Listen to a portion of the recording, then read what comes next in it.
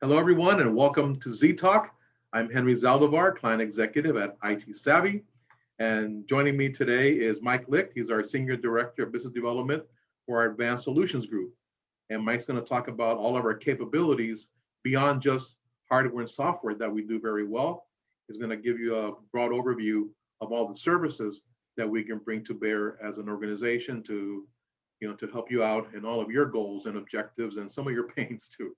So, Mike, welcome to the show, and it's all yours. Yeah, thank you so much, Henry. So good to be here. I'll go ahead and share out the screen right now. So as you mentioned, I'm the Senior Director of Business Development for ITsavvy's ASG teams here. So ASG is really an extension of sort of what we do best at ITsavvy, which is client-focused client service from the very talented folks like yourself, the client executives. So ASG, we really exist to help our clients navigate the myriad of choices that may exist out there. So our raison d'etre and really why ITsavvy exists as an organization is that when we were started in 2004, there was this acknowledgement that solutions were sort of converging in such a way that many clients did not have that sort of advocacy in their partner channel to help them really navigate this sort of ongoing evolution. And really what we saw and what we continue to see, frankly, is clients are being asked to support very disparate solutions. So cloud, end user compute, security, wireless, these solutions all exist to really solve unique problems. However, if designed and deployed incorrectly, they may exist and operate functionally as large silos unto themselves. And what results from that is an environment that doesn't quite align to the way that you as an organization might want to work. And ultimately, the outcome is that you're creating a burden for your end users. So the savvy approach is really to look at it from the top down.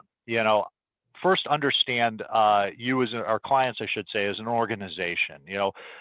Listen, learn, and really analyze. Our goal is always to deliver an outcome that's going to be tailored to our clients and really get them over the hump of not only achieving the goal, but also future-proofing them a little bit, making sure that any solution that we do introduce in their environment is not going to create complexity. It's going to interoperate with the way that they want to work as it stands today.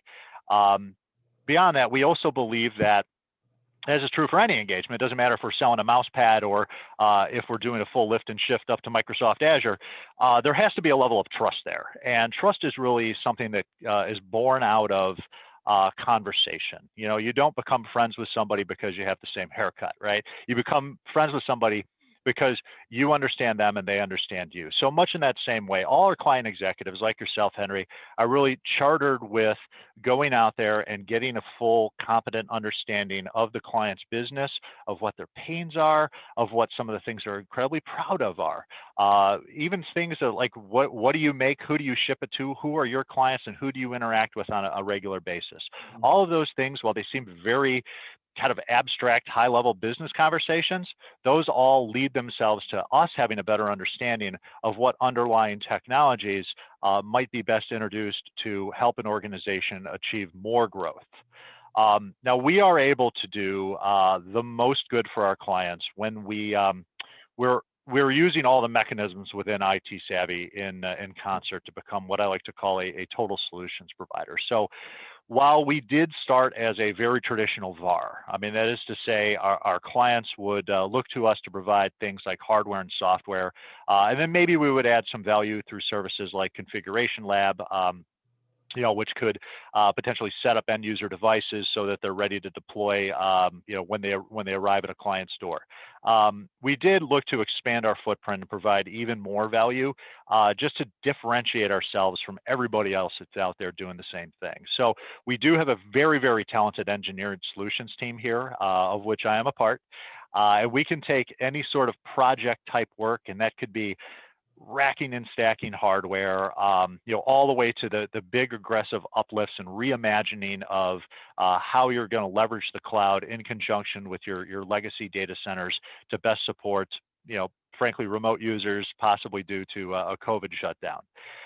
Within that team, we also have some talented engineers who can work to provide guidance around things like security platforms and look at edge routing just to ensure that data is being delivered to those remote users in as secure a manner as possible. Field services is a team of smart hands that will work in tandem with some of our engineers to deliver solutions where geography would just otherwise be a barrier to us being involved with a client. Our lifecycle management practice, that's been something that has been incredibly well embraced by our clients. So simply put, we will take a look at a client's hardware support contracts and then provide them some guidance around any hardware that might be going end of support, or if they needed to maybe consolidate some of those contracts to a single invoice. Not only does that provide some cost savings, but it's moreover just peace of mind. Knowing that the environment's always going to be covered up to the level that it's demanded to be. And then also on that topic of LCM, I've been working with a couple clients here as far as getting them to code terms. So sometimes they have equipment that they buy throughout the year, and then the following year comes up, and now they have one in August, one in November, one in February. Oh my so goodness, we work with them and work with the vendor to code term everything to make it one easy, renewal each year. That is incredibly common. In fact, it's been kind of a common pain for a lot of clients for long enough that I can say that it was one way that I personally differentiated myself when I was in the chair, when I was selling. Was I would reach out to clients and say, let's take a look at your Cisco SmartNets. How many times a year are you cutting a PO to your vendor for SmartNet coverage? There's a better path, and then really work with some of my internal resources to make sure that we had as few renewal periods as possible. And ultimately, we would always end up saving the client money, because there's always that one asset that you forgot, you decommissioned, but you forgot to take it off of that spreadsheet. So you're paying the renewal on it every year. So yeah, it's tremendous value for our clients. Yep. So kind of moving left to right on the slide. As ITsavvy grew up a little bit and kind of came into our adolescence, there was an acknowledgement that client demands were moving away from the traditional VAR space. So to answer some of those demands, we acquired an MSP. So savvyGuard, that is the brand name of our in-house 24/7, 365 knock and help desk. And that's based here in the States. That's out of beautiful Long Island, New York. We also have Savvy Security, and Savvy Security is really SOC services that are provided through some of our strategic partners. We partner with really just three folks that we feel are not only best of breed, kind of upper quadrant, but also because, frankly, they had agreed to our battle plans, right? They had agreed to work in tandem with our NOC and with our engineering teams, just to adhere to our project management methodology. So the experience for a client is that you get a best of breed solution provider, but that same sort of transparency as if you were working with ITsavvy and ITsavvy alone. Mm-hmm. We also do print, it's worth noting. Print is a managed print practice, and therein we would really work to right size our client at the device level, and then offer them out a cost per page price model. And on the far right of the slide, cloud solutions provider, which is fast becoming kind of our identity these days. As a cloud solutions provider or a CSP, ITsavvy is really able to design or really help a client design what that journey to the cloud might look like. So to that end, design and migration services are just baked into that cake. We can uplift clients to a private cloud or a public cloud. Microsoft is obviously a massive partner for us. So we do maintain a partner status with them that requires we have multiple experts that can not only speak to things like Microsoft Azure, but as well as the more common transactional stuff like Office 365, Autopilot, Intune. It's often kind of an afterthought for our clients, but having somebody knowledgeable on the front end to explain exactly what this impact is going to look like over the lifespan of an engagement with ITsavvy is incredibly beneficial to our clients. We also have much the same partnerships in that top in the UCaaS space. So a lot of the top providers, 8x8, RingCentral, Fuse, etc. So as you alluded to a little bit ago, we do have the reach and capabilities of a very traditional VAR. So this was our advent, right? This is how we grew up. So we have very extensive distribution networks as well as offices across the country. So kind of call back to that last slide. We did grow up as a VAR. So logistical reach and capability, that's really just in the DNA of ITsavvy. And not to hang a date on myself, but I did start in this industry back in 2000, and to say that it was a different world then is an absolute understatement. Back then it was a complete and total free for all. Clients would generally have 3 to 5 partners that they would use to source hardware and software, and really in the last decade or so, that has sort of come collapsing down. Clients have been a bit more deliberate about who they're working with when it comes to the sourcing of technology. And I'm a believer that there are really 2 realities that are driving that shift. First off, the technology that an organization procures, it's gonna set the tone and the direction of the entire company's IT successes in those coming years. So, planning out what that roadmap looks like, it's really something that's best done as a joint effort and done with partners who really understand the organization and the direction that the organization wishes to evolve to. And second, with all of the myriad of products available out there, procurement, it's really less about the product and the price and more about how efficient the process is. So it's important to identify partners who have really made those investments to provide a bit more transparency and control. So we have made those investments. We've built a platform, the capabilities of which are shown here, and we're really designed in such a way that we are looking to reduce steps, standardize IT environments, and ultimately just simplify the process and therein lower the cost of procuring technology.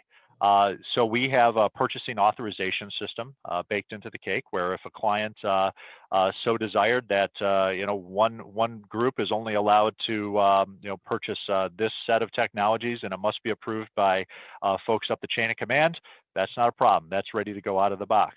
We can also do things like custom cataloging. If you have a image and a laptop that you like and you want that image applied to it, well, fantastic. We can set that up as a very easy 2 SKU approach to just add to cart and go.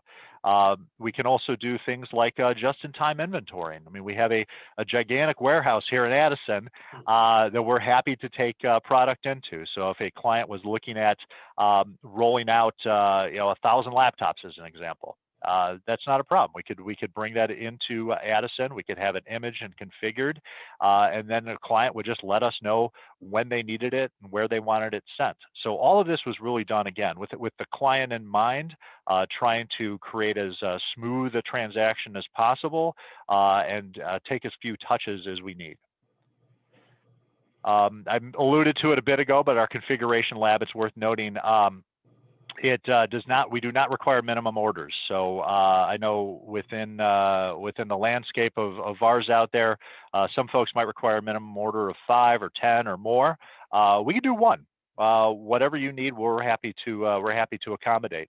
To that end, on the quality control side, we also do that 1-to-1 too. So if a laptop comes in here, every single one will be imaged, configured, powered down, and then booted back up just to make sure that the image in fact did take, and that the new memory, as an example, is actually recognized by the operating system. Mm-hmm.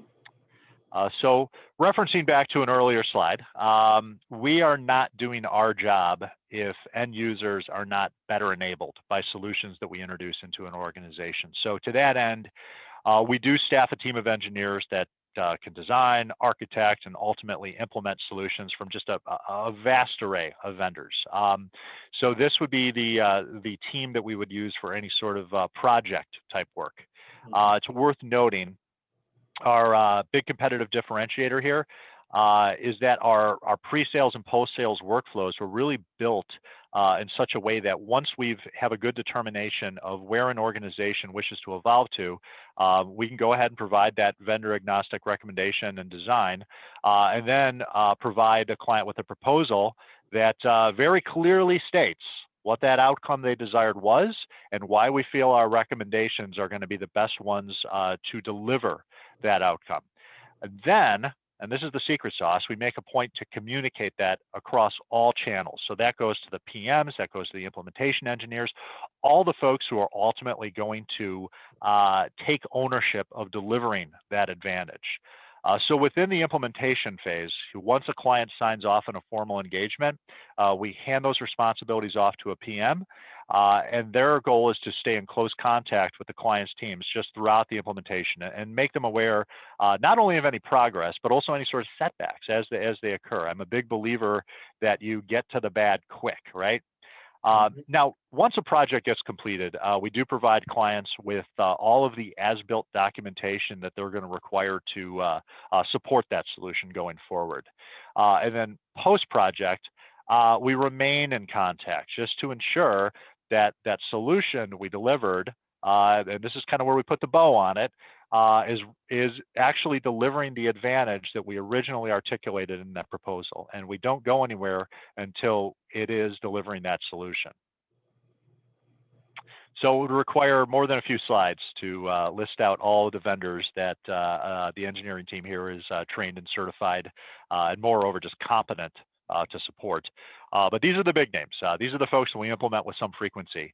You know, I suggest you give it a once over if you have a chance. Not a lot of logos missing there, but obviously if you do see one that is, feel free. Reach out to Henry. He'll do some homework. He'll reach out to me, and we'll make sure that it's something we can support. So in terms of our approach to security, we were very deliberate and very thoughtful. So we chose some strategic vendors in each category that some of the folks on our advisory board had deemed most important to really showcase capability and commitment to strategy. So these are, again, just the strategic folks. That does not imply that we cannot bring the right solution to a client. You know, for example, you know, maybe Mimecast or Proofpoint might not be the right fit. So obviously, yeah, we can help a client evaluate, you know, Barracuda as an alternative. And this translates across the complete stack. Excellent. So yeah, just in terms of raw capabilities, we can use our team and our partner teams to you know, really cover every gap. So if it's something like deploying and managing multi-factor authentication solutions, you know, even internal and external vulnerability testing, even something like security awareness training. I mean, we have a partner, KnowBe4, that just does that. You know, because all the security in the world, at the end of the day, it's going to be useless if you have users who aren't up to speed on what that threat landscape actually looks like. And to, you know, kind of throw a story out there, went on site with one of our client executives to a client who had an attempted breach. They actually managed to shut down thanks to some of the technologies that we had already deployed there. And it all began when a end user opened a email attachment from a Captain Jack Sparrow. And I had a good chuckle about that. And of course, our point of contact at the client kind of shared the humor in that too, and said, "Yeah, you know, Captain Jack Sparrow. I guess you have to you give that a little bit more scrutiny." But apparently, this person didn't. And when asked why not, they said, "Well, I recognize the name." So that's the sort of vulnerabilities that exist out there on a people level. So again, all the security in the world, it's going to do as much as it can to prevent that sort of thing. But at the end of the day, that's why we have partnerships like KnowBe4, just so we can ensure that all these investments are not blown open by somebody with a you know, an itchy trigger finger. I alluded to it earlier, but field services. So this is becoming a increasingly in-demand service from ITsavvy. So field services, simply put, is it's a network of technicians. Think of it like Uber for technical folks. We can have somebody on site anywhere in the country within a 4-hour SLA. And this really serves to complement our internal strategies, where if we have a project that comes in an ASG, we can still do all the design and all the configuration.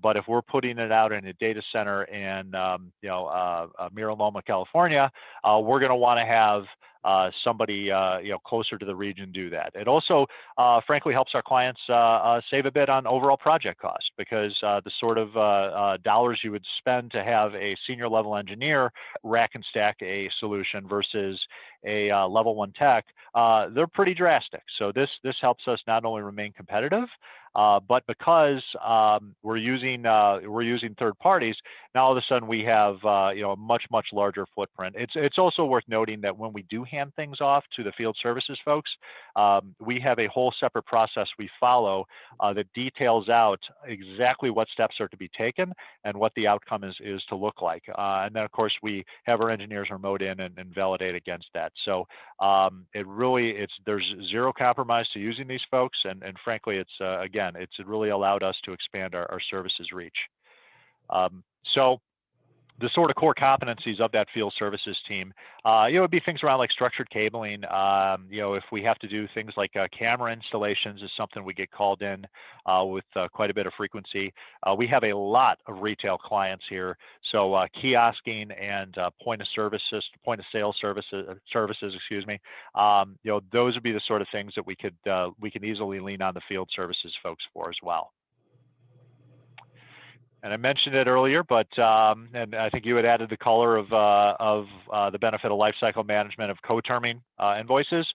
Well, that's all that LCM does. Is we pay a team to really just review clients' current contracts, make sure that they're covered to the level that they need to be, and that if there's any sort of gaps in that coverage, we can call it out very early in the process and make sure that we address it by right-sizing their environment to what their contracts actually looks like.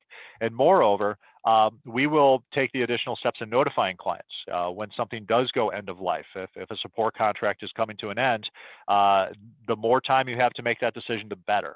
So we make sure that we communicate those very early, so our clients have plenty of time to think about their strategy, which of course we will collaborate with them on as well. Mm-hmm. So one thing that's very near and dear to me is savvyGuard, and as our NOC services. And I always like to think of it like a suite of products that breaks down into 2 stacks. First is our Network Operations Center, and that provides 24/7, 365 monitoring, management, and remediation of all core infrastructure, as well as potential end user devices. The second stack of savvyGuard is the help desk services, and that's where we work to ensure that client end users are always going to have access to a very knowledgeable technician who's going to be able to address any need as it arises. And we do that by really training our staff and all of our clients' procedures and just every nuance of the systems that they're supporting. That's one of the reasons that our onboarding to savvyGuard is absolutely vital to us and our clients. When we onboard a client, we want to make absolutely certain that we have a complete understanding of their IT operations, just so we can slot in and seamlessly become an extension of their existing teams. So in terms of just raw capabilities, there's really just 3 tiers. There's NOC Act, and that's wherein we will take total ownership to monitor, manage, troubleshoot, and remedy events. Then there's NOC Aid, and that's really just a blend of responsibilities with our teams and our clients' IT teams.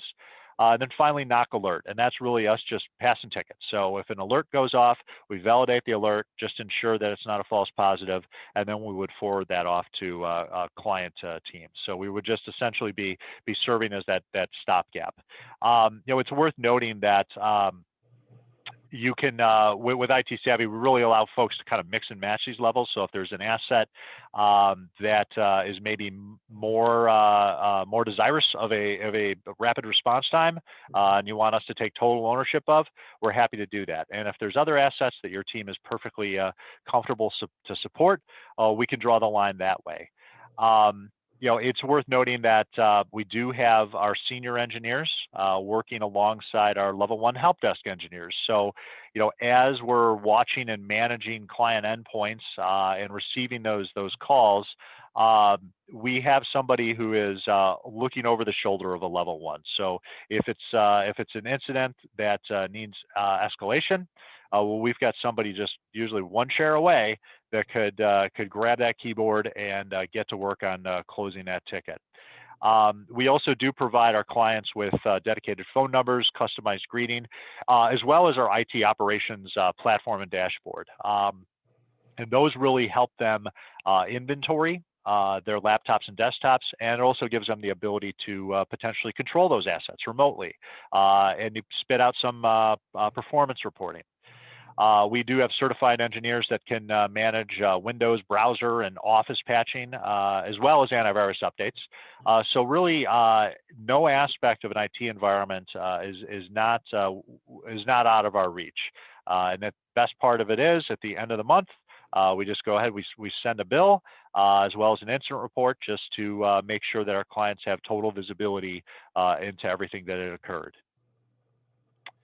And now I alluded to it a bit earlier, but a critical piece of our strategies and moreover our client strategies, particularly during COVID, has been to better leverage a mix of the public and the private cloud. So we have a team of engineering talent that have worked to provide our clients with guidance around moving data between the public and the private, or the private and the public, just whatever was needed in that moment in time to ensure that remote workforces could have easy and secure access to the data that they really needed in their day-to-day. And just make sure that some critical workloads are taking advantage of investments that may have been made. So, for example, if a client had deployed a Dell EMC SAN to either a co-location facility or in-house, we want to take a look at what traffic is going towards the cloud versus going internal, and make sure that we're very selective as to the services that are moved into the public or the private cloud, and we're making sure that the aspects of their environment that require the highest performance are provided that highest performance. Where we have been in my view, the best advocates for our clients. We're really in those instances where their infrastructure was largely intact on a prem, within their four walls, and there was a strategic decision made to just start sending those workloads and those services into the public cloud. This has been where we have shown the brightest. We have just a ton of talent on the ASG team, and honestly, it's really humbling to work with lots of these guys and gals. And where we've had to perform those migrations to the public or the private cloud, we were really able to leverage that talent and just be all things to our client. I mean, we architected it, we engineered it.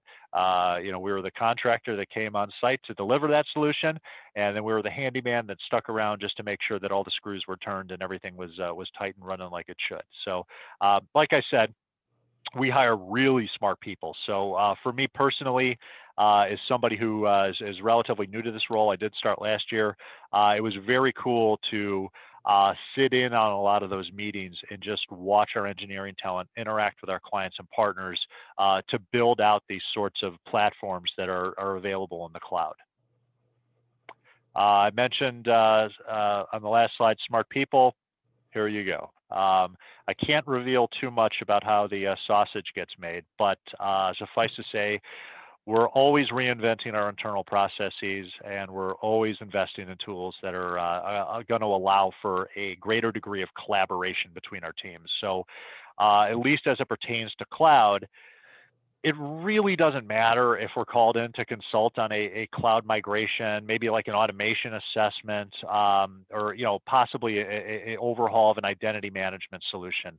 We're going to have one council of very smart folks that are running all of the internal orchestration and technical reviews. So this allows us to not only be consistent, but it allows us, frankly, to be consistently great. And again, that's not something you get to unless you have a ton of internal collaboration. Right. So, and this slide is near and dear to me, the why ITsavvy. We have a roadmap. The reason we have a roadmap for all of our engagements is that we maintain a very consistent approach just in order to ensure that anything that's going to have our fingerprints and signature on it is going to be right sized for our clients. And moreover, it's going to be nimble enough to evolve as they evolve. And that doesn't matter if it's a migration to the cloud, or even something as seemingly mundane as refreshing access points. We have a map, we follow the map. And the map, it actually starts with you, Henry. It starts with the relationship our clients have with their CEs. Henry's one goal in life is to learn how an organization's users are interacting with technology and how their business is leveraging technology to gain that advantage over their competition. And now once we have that understanding, well, then we can learn sort of where they are today and where they wish to go tomorrow.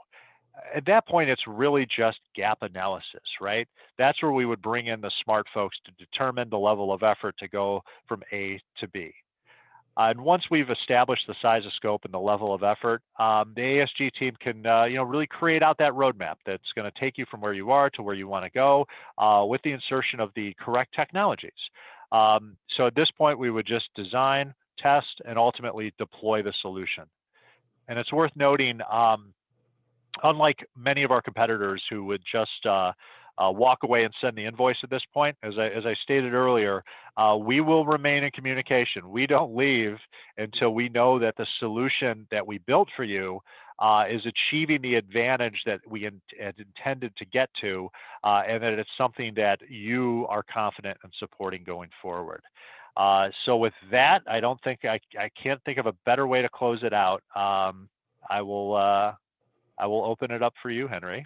All right. Well, Mike, I really appreciate it. I mean, actually, I've seen your presentation a couple of times, and when we've done our internal meetings, and I really, really enjoyed it. And I get everything, and I love technology just like you do, and your passion shows. So I really appreciate your passion and your energy for technology is amazing, and I'm the better to have known you. But oh, thank you, sir. I hope that my viewers, my clients, and my soon-to-be clients out there really, enjoyed this presentation that you gave, have now realized all the capabilities that ITsavvy brings to the table. And that was really my intent is, yes, we can get any hardware you want, any software you want. And, and that's what we do. Like I said, that's our bread and butter back when we started in 2004.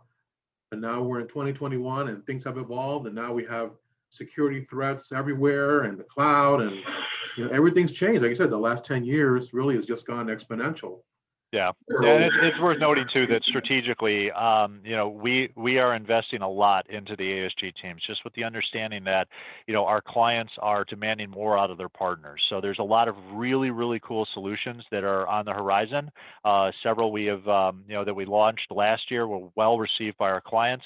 I know, Henry, you were a part of the new normal campaign that we had put together. That was really done in such a way that we had taken a look at what was happening as states were starting to lock down and folks were starting to work from home. And then we were just really able to take it to the laboratory with the folks in ASG, determine, hey, what are the best of breed technologies that we need to be encouraging adoption of? right. What are the sort of outcomes clients are looking for here? So it was really, it was striking while the iron was hot. It was sort of the right place, right time, and it demonstrated a ton of value to our clients. And it was something that was, again, just increasingly well embraced. So we're looking for more and more avenues where we can remain as thought leaders and get to our clients, as events are occurring, or ideally before events are occurring, just to ensure that they have a path forward for their business. So, in closing, what does ITsavvy, provide? IT products, technology solutions, and peace of mind. It's right there on the screen. That's all you have to do is read that, and that's what we're endeavoring to provide to our clients in the market. So again, Mike, thank you so much. My pleasure. I hope that my viewers find this interesting. Obviously, if there's anything that you need from me, you'll know how to reach me. I'm everywhere, so and all my contact information is everywhere. So reach out and let me know how I can be of help. And usually when I engage, the Advanced Solutions Group, you'll probably be talking to Mike initially. So, you'll have another conversation with him as we roadmap your objectives and your solutions and some of your pains out and relieve those. So again, thank you, Mike. And to my viewers out there, thank you so much for supporting Z Talk. And until the next one, thank you so much. Take care.